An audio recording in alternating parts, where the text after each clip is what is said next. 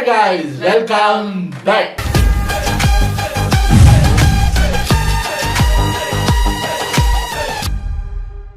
நம்ம magnet facts சேனல்ல இருந்து வந்திருக்கிற ஒரு இன்ட்ரெஸ்டிங்கான வீடியோவை தான் நம்ம பார்க்க போகிறோம். ஸோ அதாவது ஃபேமஸ் கம்பெனிஸ் இருக்காங்கல்ல, சாம்சங்கு, சோனி, இவங்க மாதிரி ஃபேமஸ் கம்பெனிஸோட ஆரம்ப கட்டத்தில் தொடங்கணும். அவங்க கம்பெனி ஆரம்பித்தோடனே அவங்க என்ன உருவாக்குனா முதல் ப்ராடக்ட் அப்படின்னா நீங்கள் நினைக்கலாம், இப்போ சோனி இப்போ சாம்சங் ஃபோன்னா அவங்க உருவாக்குன முதல் ஃபோனான்னு கேட்டால் அந்த அர்த்தம் கிடையாது. அவங்க உருவாக்கும் போது மளிகை கடையாக கூட இருந்திருக்கலாம். நல்லா இருக்குன்னு இவர் தம்ப்நெயில்ல என்ன போட்டிருக்காருன்னா, சாம்சங் ஃபோன் இந்த பக்கம் போட்டு இந்த பக்கத்துல சாம்சங் கருவாடுன்னு ஒரு பேக்கெட் இருக்கு. இல்ல தம்ப்நெயிலுக்காக போட்டிருப்பாரு. நான் யோசிக்கிறேன், இது சாம்சங் கருவாடு தானா? அதான் இல்ல, அதுக்காக கருவாடா தம்ப்நெயில் போடலாம், அதுக்கு ஒரு நியாயம் வேணாமா? நம்ம பக்கம் போயிட்டு கேவராங்கிற மாதிரி சாம்சங் கருவாடுன்னா சிரிப்பாங்க. சாம்சங் கருவாடா, அவன் எவ்வளவு பெரிய டெக்கு ஜெயன் தெரியுமா? அது இப்ப ஆரம்ப காலத்துல கருவாடை வித்த பையன் குர்ரா கருவாடை கிலோ. ஆப்பிள் கார் என்ன வித்துருப்பாங்க ஸ்டார்டிங்ல, அது மாதிரி இது எந்தெந்த கம்பெனிஸ் என்னென்ன பண்ணி வச்சிருக்காங்க அப்படிங்கறத உள்ள போய் பார்க்கலாம். இது ஒரு ஷார்ட் 8 minutes வீடியோங்கிறதுனால டக்குன்னு பார்த்துட்டு ரெடி. இன்னைக்கு நாம பழகிக்கிட்ட பொருட்களை உருவாக்குற கம்பெனிகள் ஆரம்ப காலத்துல உருவாக்குனது இதே பொருளா இருக்காது. ஏதோ ஒன்னா உருவாக்க ஆரம்பிச்சு எப்படியோ போய் தான் இன்னைக்கு நீங்க பயன்படுத்துற பொருளுக்கு வந்திருப்பாங்க. அப்படி வேர்ல்டு லெவல்ல பயங்கர ஃபேமஸா இருக்க பிராண்டுகளோட அவங்க உருவாக்கின நம்ப முடியாத முதல் பொருட்களை பத்தி தான் இந்த வீடியோல ஆச்சரியத்தோட பார்க்க போறோம். கருவாடு வித்த ஜெயண்ட் கம்பெனில இருந்து நீங்க வாட்சிங் இருக்க உள்ளங்கிறதுனால வெல்கம் டு தி வீடியோ. இதுதான் கருவாடு பெரிய அளவுல வச்சிருக்காங்க. இந்த கம்பெனின்னு பாப்போம். கோல்கேட் உள்ள உப்பு புதினா லவங்கம் பட்டேன்னு பிரியாணி பேஸ்ட் மாதிரி டூத் பேஸ்ட் மாத்தி வச்சிருக்க கோல்கேட் கம்பெனி 1800களில் ஆரம்பிக்கப்பட்டிருந்தாலும் இன்னைக்கு வரைக்கும் ஆடியன்ஸோட ஓடிட்டு இருக்கு. இன்னைக்கு பலரும் வாங்கி வாயில வைக்கிற டூத் பேஸ்ட் கம்பெனியா இருக்க. இதோட வரலாறு என்னன்னு பார்த்தோம்னா, இது உருவான ஆரிஜின் காலங்கள்ல பல்பசை விற்க வித்தாங்க. 1806ல இந்த கம்பெனியோட ஆட்டத்தை ஆரம்பிச்சது வில்லியம் கோல்கேட்டுங்கிற இவர் தான். அக்காலகட்ட நியூயார்க்ல கடைய போட்டவர். விற்பனை பண்ணது என்னமோ கோல்கேட் பிராண்ட் சோப்புகளும் மெழுகுவர்த்திகளும் தான். உங்க டூத் பேஸ்ட்ல உப்பு இருக்கா? இந்த டூத் பேஸ்டே அப்ப கொஞ்சம் கொஞ்சம் வளர்ந்த கம்பெனி 1873ல மொத புரோட்டோடைப் டூத் பேஸ்ட் உருவாக்குறாங்க. அதாவது ஒரு பல்பொடி. அதுல இருந்து ஒரு 23 வருஷம் கழிச்சு தான் இன்னைக்கு நாம பாக்குற மாதிரி டியூப்ல அடைச்ச டூத் பேஸ்ட் உருவாக்க ஆரம்பிக்கிறாங்க. அதுக்கு ரிப்பன் டென்டல் கிரீம்னு பேர் வச்சிருந்தது குறிப்பிடத்தக்கது. சோனி அதிரடியான விலை விற்கிற டிவிகளையும் பல ஆடவர்கள் ஆட ஆசைப்படுற பிளே ஸ்டேஷனையும் உருவாக்கி விட்ட உலகமாக கம்பெனி தான் சோனி.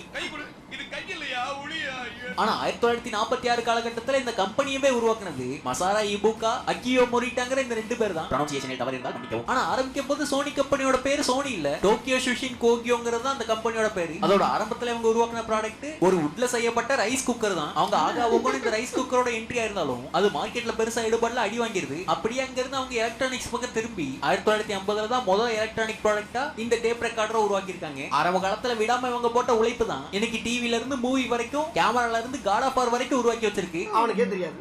BMW இல்ல அவனுக்கே தெரியாதுன்னு சொன்னார்ல, உண்மைதான். ஏன்னா இப்போ Sony Bravia 55 inch 78 inch 100 inch LED QLED முத அந்த ரைஸ் குக்கர் செஞ்சவங்களுக்கு அப்படின்னா என்னன்னு தெரியாது. எல்லாத்தையும் கண்டுபிடிச்சிருக்காங்க. சோனின்னு ஒன்று ஆரம்பிச்சு செத்து போயிட்டு இப்போ சப்போஸ் அவங்க டைம் டிராவல் பண்ணியும் இப்போ வந்து பார்த்தா என்னங்க நம்ம கம்பெனி வேற மாதிரி, நம்ம போய் கேட்கலாம், ஏய் அவங்ககிட்டே போய் கேட்கலாம், PS5 தெரியுமா உனக்கு அப்படின்னா, நீ யாரு?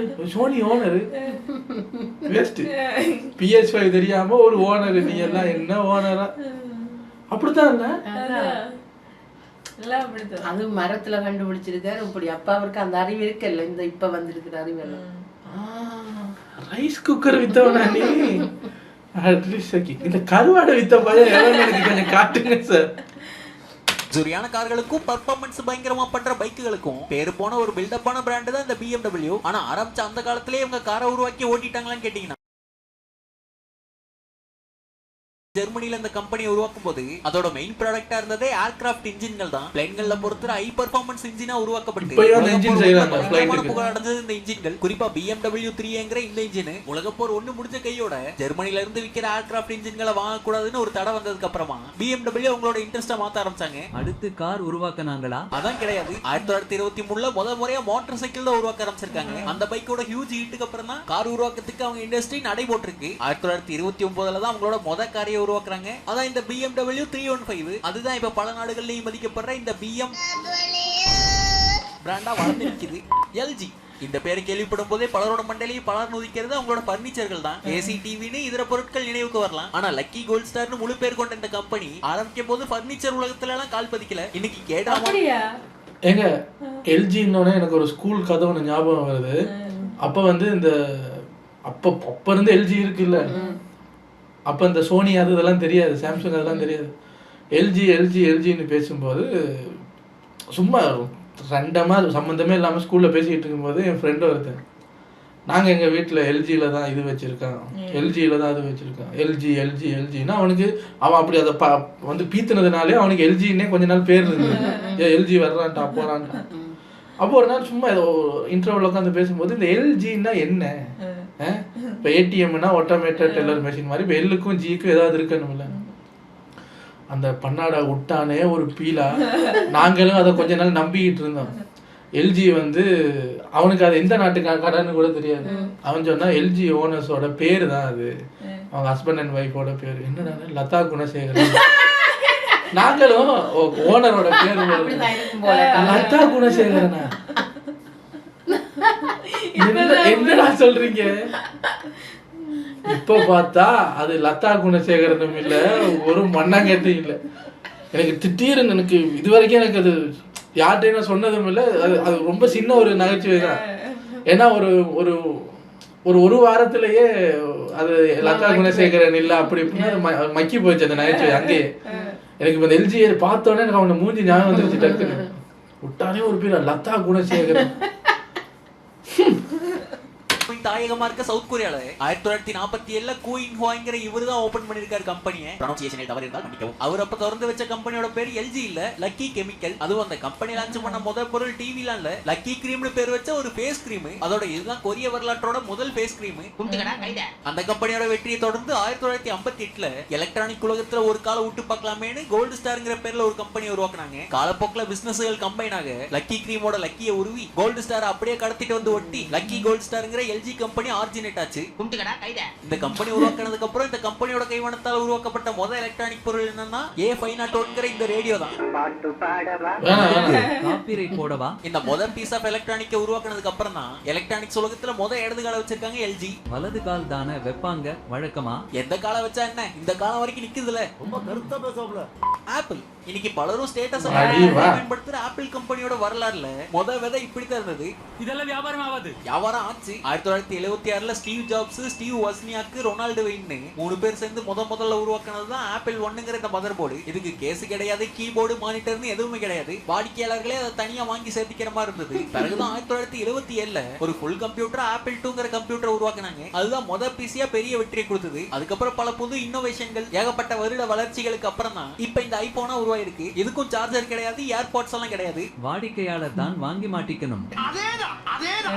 அமேசான் A to Z எல்லா பொருளையும் விற்பாங்கிறத பேர்லயே வச்சுக்கிட்டு இ-காமர்ஸ் பிசினஸ்ல ஒரு பெரிய ஜெயண்டா வளர்ந்து நிக்கிற அமேசானுக்கு ஆரம்பிக்கும் போது இவ்வளவு அளப்பெல்லாம் இல்லாம ஹம்பிளா தான் இருந்தது. இன்னைக்கு உலகம் ஃபுல்லா பல இடங்களுக்கும் பொருளை கொண்டு போறது மூலமா ஒரு நாளைக்கே 1.14 லட்சம் கோடி ரூபாய் சம்பாதிக்கிறாங்கிறதெல்லாம் பெரிய ஹைலைட் தான்.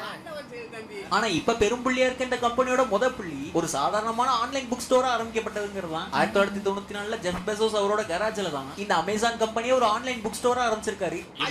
நேரடியா போய் அலைஞ்சு புக்க வாங்குறத விட வீட்டுல உட்காந்துட்டு ஆன்லைன்லயே வாங்கிடலாங்கிற அந்த ஐடியா பத்தி இருக்கு பயங்கரமா. பிறகு அமேசான் கம்பெனி ஆரம்பிச்சு அவங்களோட முதல் பெஸ்ட் செல்லரா வந்தது ஃப்ளூயிட் கான்செப்ட்ஸ் அண்ட் கிரியேட்டிவ் அனாலிசிஸ்ங்கிற இந்த புக் தான். பிறகு கம்பெனியோட வளர்ச்சிக்கு ஏற்ற மாதிரி பொருட்களோட எண்ணிக்கையும் ஆட் பண்ணிக்கிட்டே போனதுதான் இன்னைக்கு கரடி பொம்மையில இருந்து வெரைட்டி கேக் வாங்குற அளவுக்கு வெரைட்டியான பொருட்களை வச்சிருக்க கம்பெனியா வளர்ந்துருக்கு. சாம்சங் இன்னைக்கு இந்த சாம்சங் ஆரம்பத்துல பல சரக்கு கடை மாதிரி பொருள் வாங்கி 1938 லீ பியோங் சல்லுங்கிற இவரு தான் கடையை திறந்து வச்சிருக்காரு. கம்பெனி ஓனர் அதுவும் சாம்சங் ட்ரேடிங் கம்பெனிங்கிற பேர்ல ஓபன் பண்ணிருக்காரு. இந்த ட்ரேடிங் கம்பெனியோட முதல் ட்ரேடிங் பொருட்கள்ல முக்கியமான ஒண்ணா இருந்ததுதான் நூடுல்ஸும் கருவாடும்.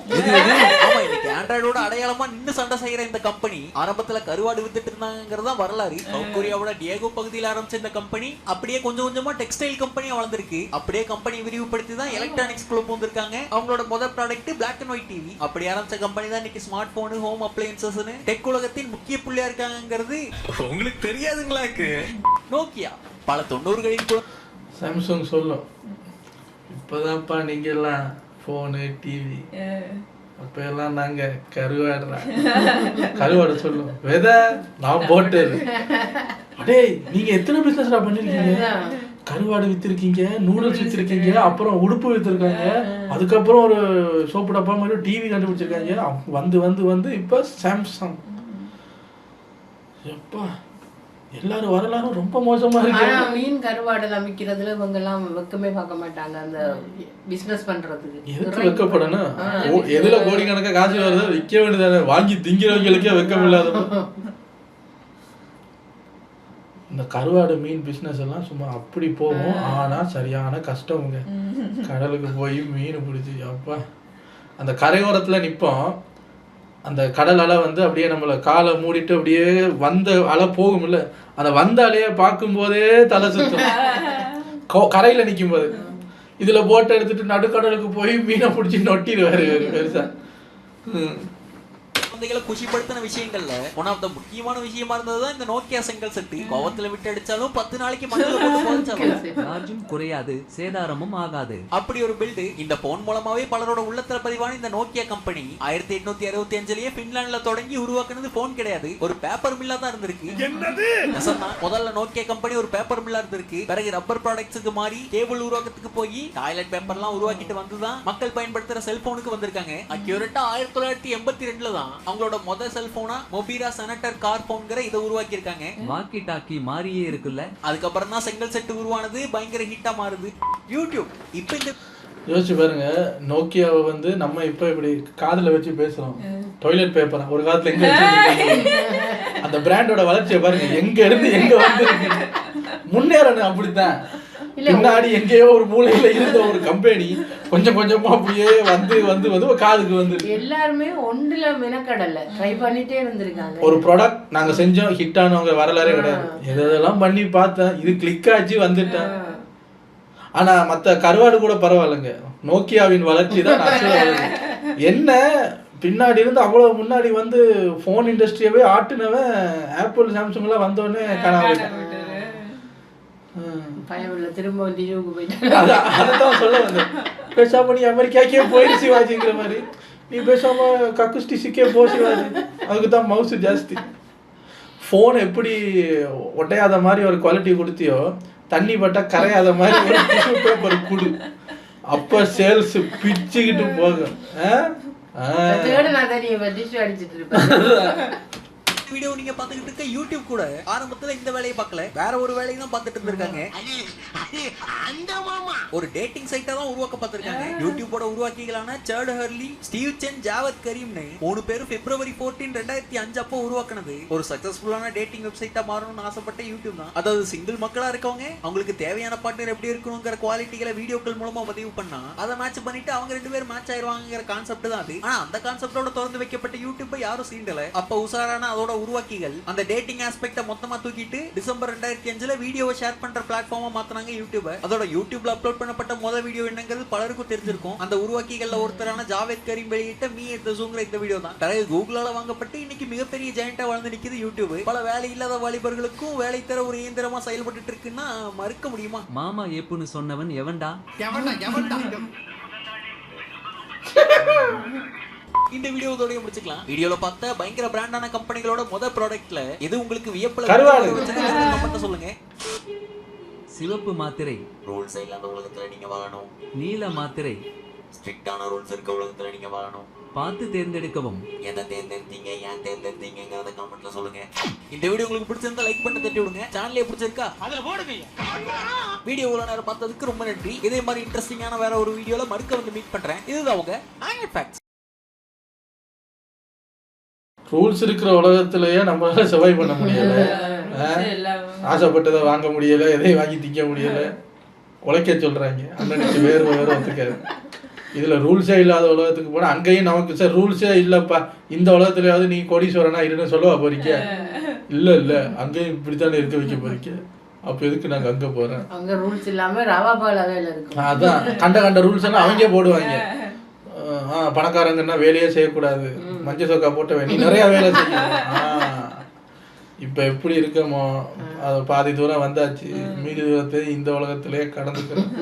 இன்னைக்கு 2 மாத்திரையும் நீங்களே வச்சுக்க, எங்களுக்கு எதுவும் வேண்டாம்.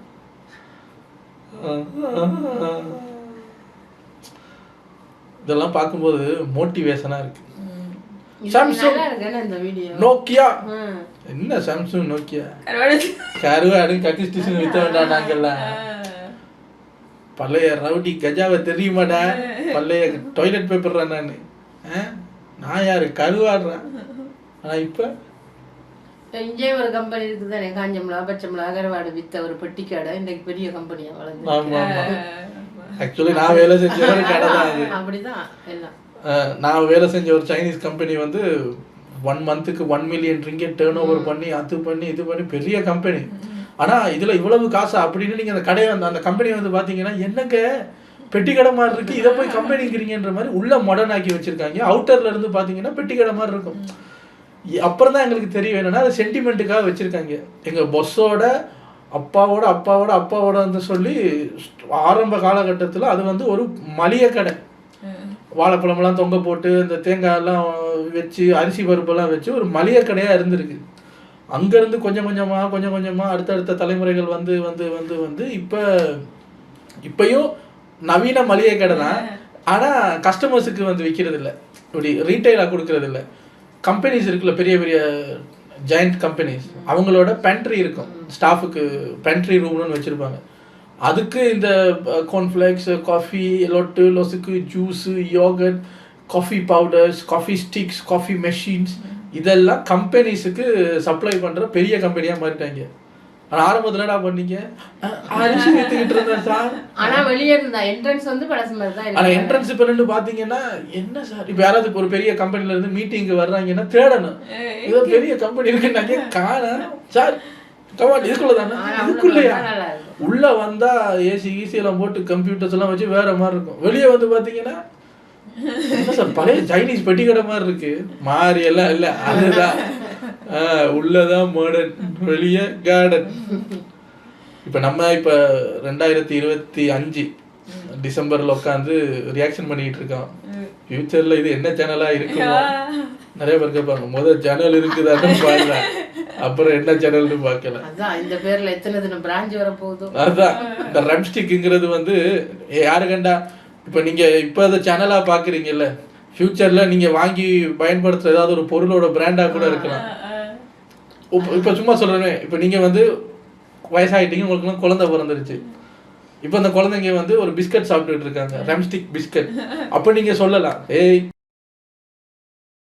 சிம்பிளா நினைச்சுக்கிட்டு பிஸ்கட் வாங்கி திங்கிறியே, இந்த பிஸ்கட்லாம் வர்றதுக்கு முன்னாடி ஒரு காலத்துல அவங்க யாரு தெரியுமாடா, 3 பேர் உட்காந்துக்கிட்டு ஒருத்தன் பேச 2 பேர் தலையாட்ட ஒரே கூத்தா இருக்கு. அப்படி பஞ்சத்துல அடிபட்ட ஒரு கம்பெனி இன்னைக்கு பிஸ்கட்டா வந்து நிக்குது. அப்புறம் பார்த்தா உங்க மூத்த மகன் வெளியே போறதுக்கு பெர்ஃப்யூம் அடிச்சுட்டு வருவாராம், ரெம்ஸ்டிக் பெர்ஃப்யூமா. அப்ப சொல்லுவியா, ஏய் இன்னைக்கு தாண்டா மனங்குணமா பெர்ஃப்யூமு, ஒரு காலத்துல எப்படி நார்னு வைக்க தெரியுமா, ஒரு சேனல் ஒன்று ஆரம்பிச்சு எல்லா ப்ளாக் சேனல் ஒன்று வச்சிருந்தாண்டா, அவனுக்கு ஞாபகம் வரும் போதெல்லாம் வருவான், ஒரு வீடியோவை போட்டு 6 மாசத்துக்கு காணாம போயிடுவான். அப்படி நாருன்னு ஒரு கம்பெனி இன்னைக்கு கமகமன்னு மணக்கிற பெர்ஃப்யூமா தெரிஞ்சவங்க சொல்லுவாங்க. நாங்க எல்லாம் அதுக்கு சப்ஸ்கிரைப் பண்ணி வச்சிருந்தோம்டா, நாங்கெல்லாம் அதுக்கு மெம்பர்ஸ்டா. மெம்பர்ஸுக்கு என்ன பண்ணா, ஒரு மயிரும் பண்ண மாட்டான்டா, அவன் சப்ஸ்கிரைபர்ஸுக்கே எதுவும் பண்ண மாட்டான், இல்ல மெம்பர்ஸுக்கு கூட எதுவும் பண்ணணுமா, அவனுக்கு வாய் மட்டும் தான் நல்லா வடை சுடுவான்டா. பார்த்தா ரம்ஸ்டிக் வடை மாவுன்னு அடியே நீ எல்லாம் என்னடி வடை சுடுற, ஒரு காலத்துல அவங்க சுட்டாங்க பாரு வடை அப்படின்னு. ஃபியூச்சர்ல நீங்க உபயோகப்படுத்துற பல பொருட்கள் ரெம்ஸ்டிக் பொருட்கள் அதான் இருக்கு. யாரு கண்டா அதுதான் அடுத்தடுத்த சந்ததிகள் வந்து கம்பெனியை பெருசா பெருக்கி BMW மாதிரி ரெம்ஸ்டிக் டபிள்யூ, அதுக்கு எதுக்கு டபிள்யூ சேர்க்கணும், ரெம்ஸ்டிக் காரு, ரெம்ஸ்டிக் ஜட்டிகள், சுடர் மார்க் ஜட்டி, ரெம்ஸ்டிக் மார்க் ஜட்டிகள், என்ன ஏதாவது பொருள் சொல்லுங்களேன், என்ன அது, drumstick face cream, drumstick chocolate, drumstick chocolates அப்படின்னு, ட்ரம்ஸ்டிக் சிமெண்ட்டுகள். ஆமா அது அப்படி இருக்க. எப்படி இருக்கும்னா நம்ம சேனல் ஒன்று ஆரம்பிச்சா அடுத்தடுத்தவங்களுக்கு இதெல்லாம் ஒரு சேனல் இதை வச்சு நடந்துக்கிட்டு சைடா சிமெண்ட் சைடா பிஸ்கட் சைடா பர்ஃப்யூம் சைடா அது சைடா இது சைடா பார்த்தா ரெம்ஸ்டிக் பெரிய அந்த H&M ஜாரா லூயி விட்டோன் அது மாதிரி ரெம்ஸ்டிக் ஃபேஷன் அப்படின்னு ரெம்ஸ்டிக் உடுப்பு கடை உள்ள வந்து பார்த்தா இப்போ நம்ம போட்டுக்கிற சட்டையெல்லாம் அங்கே விற்பனைக்கு இருக்கான் எப்படி இருக்கு பார்த்தா நமக்கே தெரியாது அதை இன்னொருத்தர் நடத்திட்டு இருப்பாங்க. அதுதான் ஆப்பிள் சாம்சங் என்னங்க ரெம்ஸ்டிக் ஃபோன் ஒன்று வரும் பாருங்க. நீங்க பேச தேவையில்ல, அது பேசிக்கிட்டே இருக்கு. நீங்க கால் எடுத்தாலும் உங்களுக்கு கால் வந்தாலும் உங்களை பேச விடாது. அது மட்டும் காதுல எடுத்து வச்சா மட்டும் ஆமா, உங்களுக்கு பேசுற வாய் கூட வலிக்காது. அதுவே கேள்வி கேட்டு அதுவே பதில் சொல்லிக்க.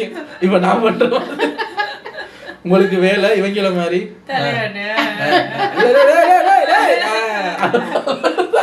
அப்படி ஒரு புது போனை கண்டுபிடிக்க போறோம் நாங்க. அப்பா அப்புறம் பார்த்தா கொஞ்சம் நிறைய காசு இருந்துச்சுன்னா நீங்க டிராவல் பண்றதுக்கு எங்கேயாவது பெரிய கண்ட்ரிஸுக்கு போகும்போது பார்த்தா 3 பேர் மூஞ்சும் போட்டு ரெம்ஸ்டிக் ஏர்லைன்ஸ்னு ஒரு ஃப்ளைட் வந்து ஏத்திட்டு போகணுமா. ஆமா, ஏத்தி எங்க போறீங்கன்னு பார்த்தா ரெம்ஸ்டிக் லாஸா அப்படின்னு கைலாசா ஒரு குட்டி நாடே இருக்கா ரெம்ஸ்டிக் லாஸான்னு. அங்க வந்தீங்கன்னா இந்த நார்த் கொரியாவில் இந்த தலைவரோட சிலை வச்சுட்டு மண்டி போட சொல்லுவாங்க. அது மாதிரி நாங்க 3 பேர் நிக்கிறோம். மண்டியெல்லாம் போட தேவையில்ல, வந்து ஒரு வணக்கம் சொல்லிட்டு போங்க. ஆசையோ நடந்தா வந்தா என்ன செய்யறது? அதுக்கு பிறகு ரெம்ஸ்டிக் தீம் பார்க்கு அது இது சூப்பர் மார்க்கெட். ஆமா, ஒரு ஊரே பார்த்தா ரெம்ஸ்டிக் போலீஸ் ஸ்டேஷன் எல்லாம் இருக்கு. எப்படி இருக்கு, யாரும் இருக்க மாட்டாங்க அந்த நாட்டுல. ஆமா, ஒரு சாதாரண பிஸ்கட்ல ஆரம்பிச்சு அரசாங்கம் நடத்துற அளவுக்கு போயிட்டாங்க. கேட்கணுமா? அதெல்லாம் இருக்கட்டு, ஒரு வீடியோக்கு எவ்வளவு சார் வியூஸ் போகுது? 2000 அரசாங்கம் நடத்திடலாம். கொஞ்சம் அப்படி என்பதுக்குள்ள மாறும். ஆமா, சரி, ஏதோ ரெம்ஸ்டிக்ங்கிற பேர்ல எது வந்தாலும் சப்போர்ட் பண்ணுங்க. உங்களை அடுத்த வீடியோல வந்து சந்திக்கிறேன்.